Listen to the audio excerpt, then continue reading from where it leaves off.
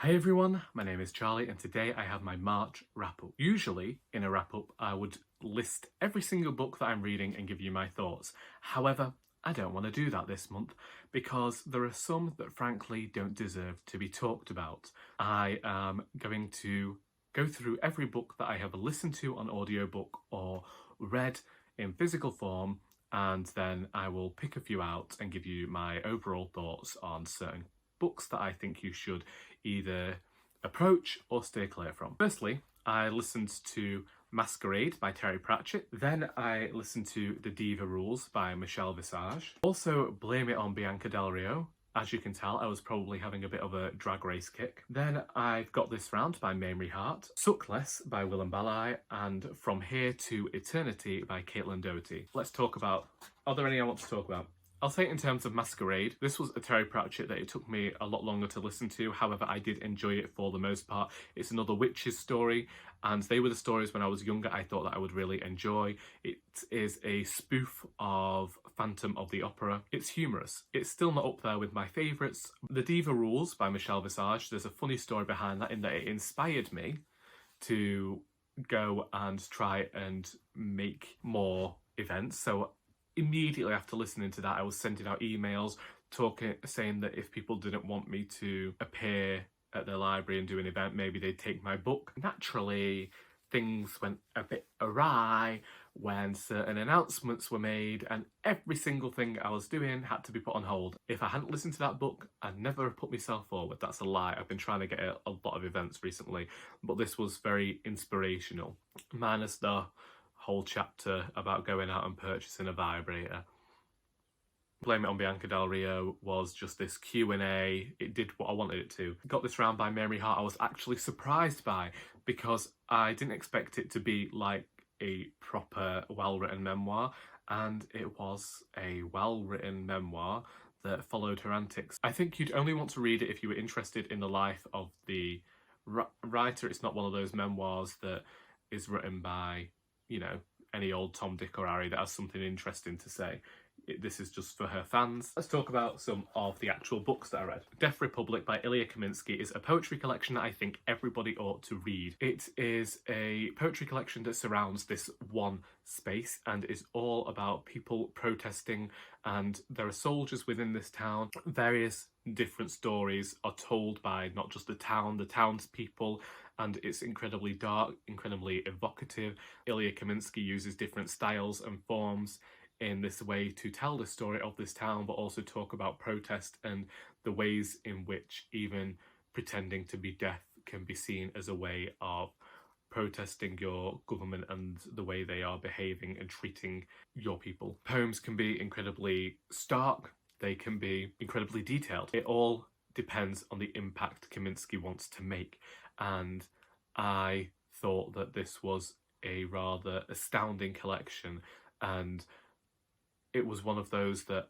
I read somewhat frenetically because you felt this danger building throughout each of the poems. Next, I want to talk about Sacrament of Bodies by Romeo Oriogun, because this is the first time I haven't been able to read a poetry collection straight through because I've had to put it down because some of the themes are incredibly dark. This talks about not accepting queer identities in certain African cultures and the way that people are either sentenced or killed, or the atrocities that they face simply for loving. The poems can be incredibly brutal, and that was difficult to read, and sometimes the point would be gone over so many times and appear in different poems because naturally this is a themed collection that it felt like you were being bombarded, but at the same time that makes sense because you really want to hit the point home that this isn't right.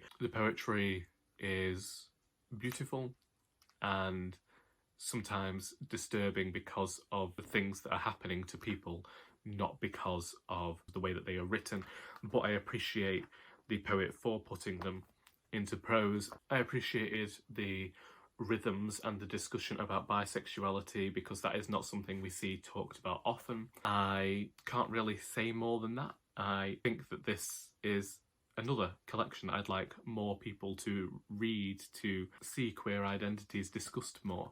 Going back to the audiobooks, I wasn't talking about Suck Less because I don't want to give that book the time of day, and also From Here to Eternity goes with Tender Taxes by Joe Shapcott as both being books that I read for cozy reading night, but cozy reading night happened on a day I hadn't had much sleep the night before, so I was basically half asleep whilst I was listening to that book, and so I read Tender Taxes whilst lying in bed for like the final hour of cozy reading night, and I have to go back and read this the same way I have to go back and listen to that because I can't remember either of them. I don't know how I feel about Ghostwritten by David Mitchell, because this is a load of different narratives where one character who's appeared in one story will appear in the next story, and they will impact that story in some way. And what it felt like to me towards the end was that, say the big corporate storyline was going on in the background of this huge corporation trying to have control over something that a certain character who appears towards the end had created.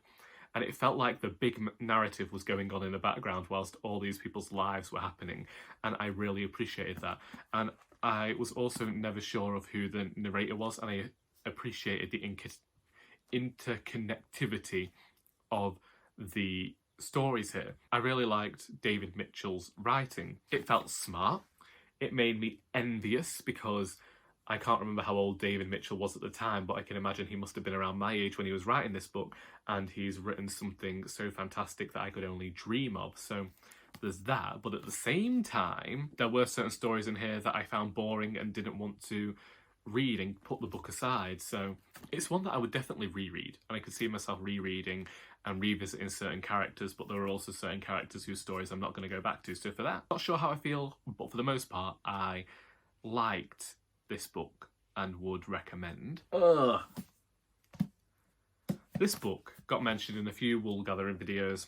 I mentioned it on Instagram. I do not like Crescent City, House of Earth and Blood by Sarah J. Maas. I don't like her writing. I don't think that she is doing anything new. I think that the prose is dire and needs an edit. I think that this book goes too long, and had the writer not been so popular, would have been asked to pare it down. This is a story we have seen done before, and as someone who accidentally stole the plotline for season 5 of Buffy the Vampire Slayer, I can say she's done the same thing. In fact, that is how I knew exactly what was going to happen in this book, because if you have watched Buffy the Vampire Slayer season 5, then this is that. That's all I have to say about it. The final climactic scenes, everything that was happening, it was that. I mean, even Hunt is a literal angel, has this past, and I just can't with this book, because someone mourning a lost love, it doesn't entitle them to be a complete arsehole. And I feel like that's what Sarah J. Maas was trying to get out, and was trying to say that these people have trauma, so it's okay for them to be dicks, but it's not. Because whilst they talk about therapy, and that's a good thing to talk about, Hunt also seems to undergo this change in the middle, which was only there to suit the writer's need for people to get behind the idea that there was going to be some sort of relationship between these two characters. At times it felt like a Hallmark movie in the way things were going. And yes, that is denigrating Hallmark movies, and I don't care, because this is awful. I hate that people are holding this up as like the pinnacle of urban fantasy and paranormal romance right now. There is so much better in the world that is so much more well done, and people are going to see this and think it's Sarah J. Maas, so that means it must be good. And that's a crock of horseshit, in my opinion, because this is probably one of the worst paranormal romances I've read, and I think that had it been anybody else, it would be getting far worse reviews than it has been. And then I read Queenslayer by Sebastien de Castell, and I am glad to be finishing the month on a high note. I haven't necessarily enjoyed every book in the Spellslinger series, but this one improved that for me. I do think there are bits where it went on too long. There are parts that could have been cut. I thought that it was one of the best of the series, my favourite so far, and I look forward to finishing the series with Crownbreaker. I can't give out many details about where the character is because it's the 5th book. I like that he seems to be getting called out on his actions a bit more. I like that he seems to have grown more in his confidence. I am missing Ferius Parthax, and I'm hoping that she appears again in Crownbreaker, and if she doesn't, then I'm not going to be happy. Callan seems to be reaching new heights with his powers that I liked seeing happen, and I'm just looking forward to seeing whether we ever get some answers about the shadow black that plagues him. I like seeing the improvement in a writer. And in the Greatcoat series, Sebastien de Castell had this big thing for dramatic entrances and coincidence, and people would appear like they would in a teen fantasy TV show. And he's really changed the way he does that, and things actually have consequences, and we don't have a character who is incredibly skillful. Yes, sometimes I find myself reminded of the characters from the Greatcoat series, but that's fine. It's building to something, and I'm looking forward to seeing how everything gets rounded off in that final book, because I can tell that the writer is building to something and has been since that first book, and I want to see how all those pieces fit together. And them's the books. If you have read any of these books and would like to discuss them, then please feel free to do so in the comments. I hope you have enjoyed this video, and until next time, that is all.